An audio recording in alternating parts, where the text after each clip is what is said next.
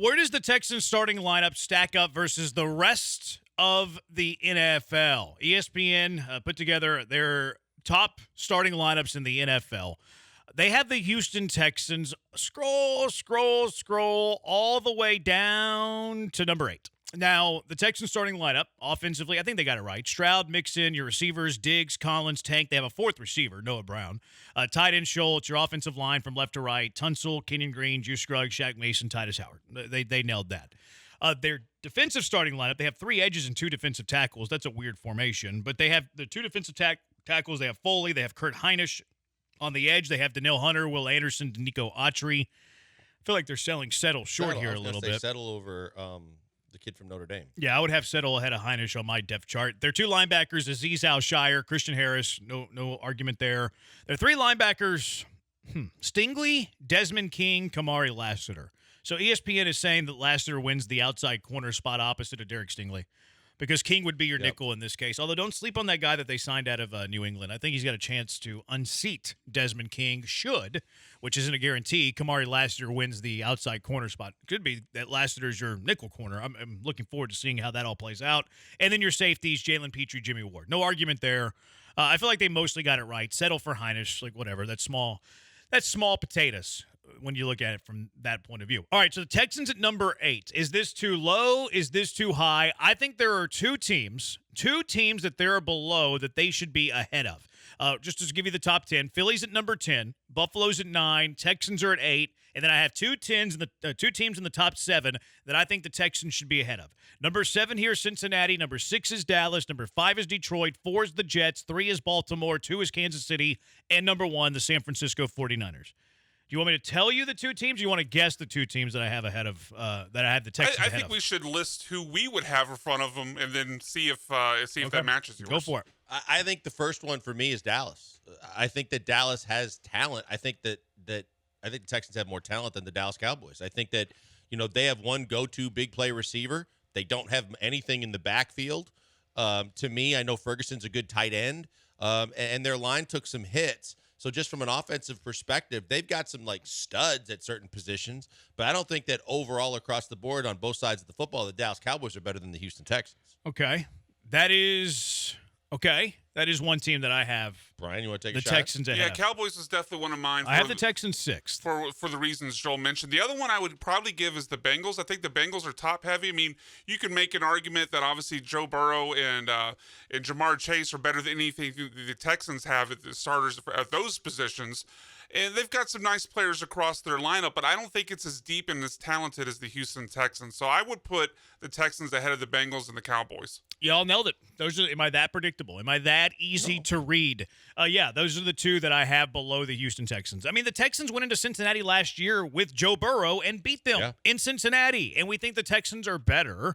We think the Texans are going to be developed further. Like their young players are getting a year older, whereas I think Joe Burrow is pretty close to maturation, and Joe Burrow is also coming off an injury. He wasn't last year. The Texans played him before the injury. The Bengals have most of their team back. They lose Mixon at running back. They think it's an upgrade, I guess. Texans wouldn't think that. But other than that, they don't have these huge, amazing additions. I also think their defense is suspect. I don't think their defense is all that great. So I would have the Texans at number 6. I'm moving down Cincinnati. I'm moving down Dallas. I have no problem with the top 5 ahead of them. I don't think the Texans have the starting lineup as good as San Fran, Kansas City, Baltimore, the Jets, even the Jets, or Detroit. Any of those names that you would have the Texans ahead of? No. I think that those are all solid. And with the Jets, it all hinges on quarterback. But their defense was good, and they tried to improve the defense.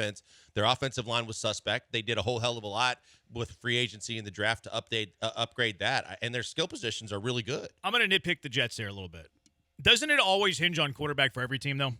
It does, but at the same time, when you have, a lot of teams would say, well, yeah, a quarterback makes everybody better, sure. But at the same time, if you've got above average players at skill positions or you can block and you can run the football, that you can still maintain.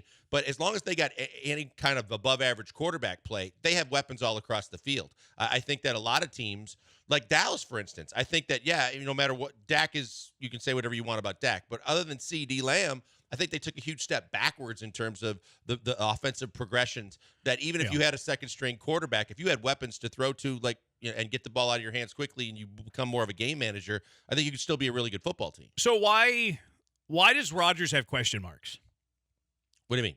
Like, why does Rodgers have more question marks as a quarterback than other quarterbacks? Well, because of his age and his health. And, Okay. and I think that the other thing, too, is that, look, I think that whole thing is very volatile right now in the locker room and the way they're all trying to manage it. And I think that Saleh looks like there's times where he's losing the locker room to some degree. It seems like they're butting heads even when Rodgers misses the one day he misses. And that's just things he's always done in his career. He's not going to stop doing. But I think that you've heard rumblings that, that there's been some concerns about Saleh, and that's tough on a guy that has had to basically take this guy, and you basically turn the keys over to him to do whatever he wants. But if he's right with age and health, Yeah. I think age and health are fair. Obviously, I mean, Rodgers, 40? He's coming off an Achilles. Like, age and injury certainly is a factor. I think it's a reach with the locker room narrative. Like, what rumblings have we seen that there is a locker room that is on the cusp of tumbling down? I saw it in the last 24 to 48 hours with, I want to say, one guy on McAfee, and then also one of the other ESPN guys that were saying that even that Saleh could be on the hot seat. But what does that? I mean, that's because of the fact that he's lost the locker room and the fact that there's been a lot of dissent with how everything's been handled internally on some things. And look, like I said, when you bring in a guy that has that kind of he's got that resume, but he's also got that kind of diva attitude that goes with it. And the owner is basically saying whatever he wants, he gets. And they're doing those kind of things. You can see where the coach who wants to have full control might have some issues too. But if they win, it'll cure everything. And he's got all the weapons to use at his disposal that as long as he stays healthy and upright, we know what he can do when he's got time. Let's get Asman on the phone. Let's get to the bottom of this. I'm sure Asman will have a very logical and sensical take on the New York Jets. The teams below the Houston Texans were the Buffalo Bills at number 9, Philadelphia Eagles at number 10, Miami Dolphins at number 11. Any of those three teams, do you think should be ahead of the Texans? To me, if there's one, it's Philly. I think Philly's got they still got a solid offensive line. They've got good skill position players all over. Yeah, they tweak some things on defense, but I still think they're super talented on defense to where I think Philly can compete. Yeah. Philly's pretty nasty. Like, if Philly stays right, I would have the Philly starting lineup ahead of the Texans too. So I have the Texans jumping 2 and then being jumped by 1. I don't love Buffalo. Everybody knows my take on Josh Allen. I get criticized for that all the time. I feel like they've taken a step back at the receiver room as well.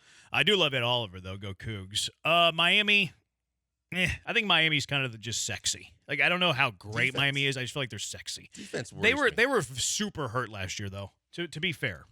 Yeah, but they also, they lost guys, and, Xavier Howard is not – he wasn't anywhere close anyway. It's but addition by he's subtraction. Very obviously off the field he is. Didn't they lose? They lost Christian Wilkins. Yeah, they did. So they've lost some guys. I never thought their defense was great. You're right. Maybe they were a little dinged up, but I don't think their defense is all that great anyway. To where, yeah, their offense really good with those 2 running backs and the wide receivers that they have for sure.